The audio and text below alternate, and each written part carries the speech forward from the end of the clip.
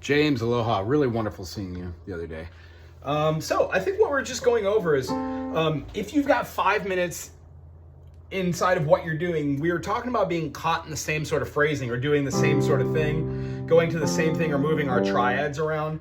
We've talked about how to use the bass notes and then use our inversions to have a different feeling. So maybe one of the concepts we could do from our last session is use the same as a melody over the top of a movement that goes down.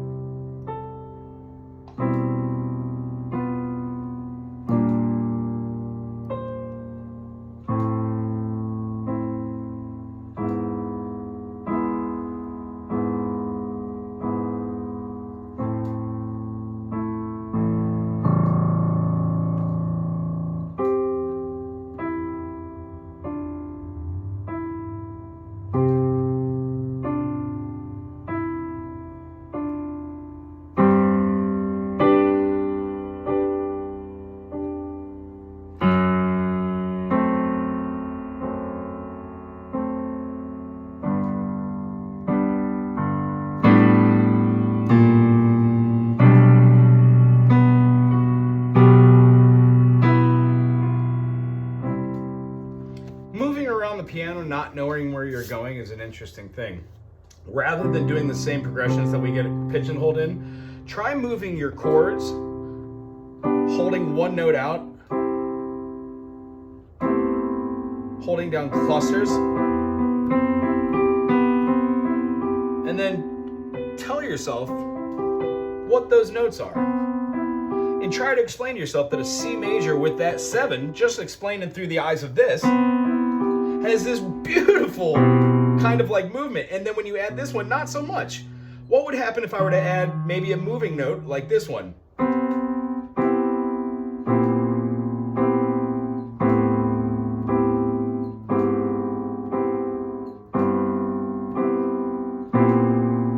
It doesn't really work over that first one, but it sure does over the second one. And then on the tonic. So I move one chord.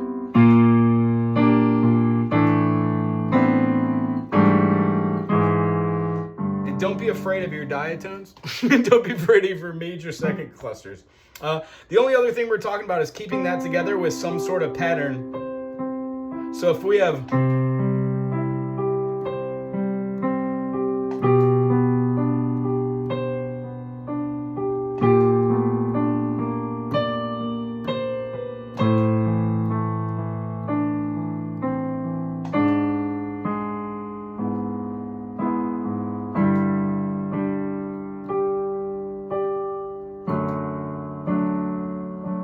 maybe a resolve, going back up.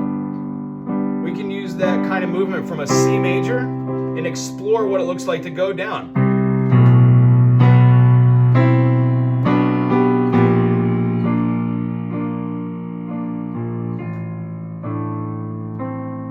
Here's our diminished.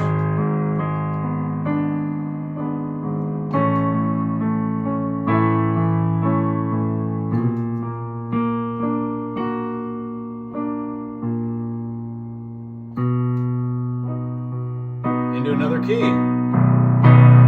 Try that same movement that we did, the da da da da da da da, maybe from that new key. Da, da, da, da, da, da, da.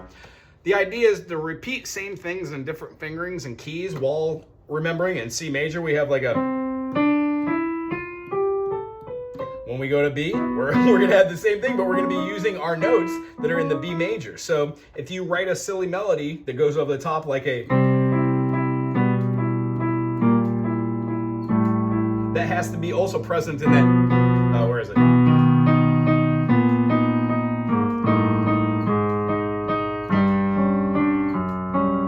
And whatever you decide to do, you can hear your different intervals. And know now confidently that what you do for one finger can be mimicked for your fifth. And if you don't like the way your fifth sounds, try a fourth.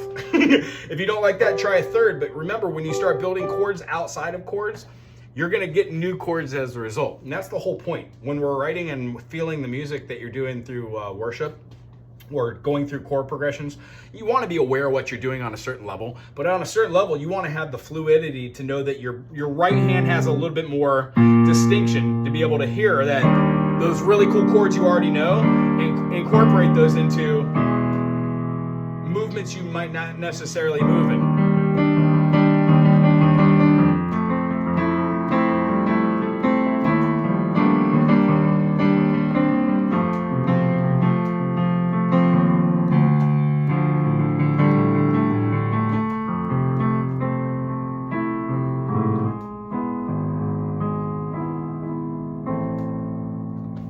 Cool, I really enjoyed seeing you. Can't wait to see you next week. Have fun with that. Take one simple melody, no matter what key it's in.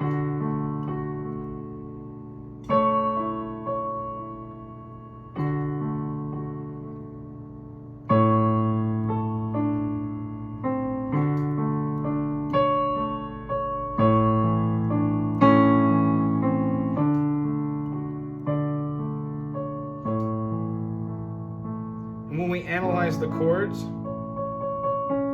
when we see what notes are inside both of our melodies and our chord progressions, we then have an idea of what mode or what scale to use around our shell chord. I hope today made sense. I really enjoyed seeing you. I'll see you next week.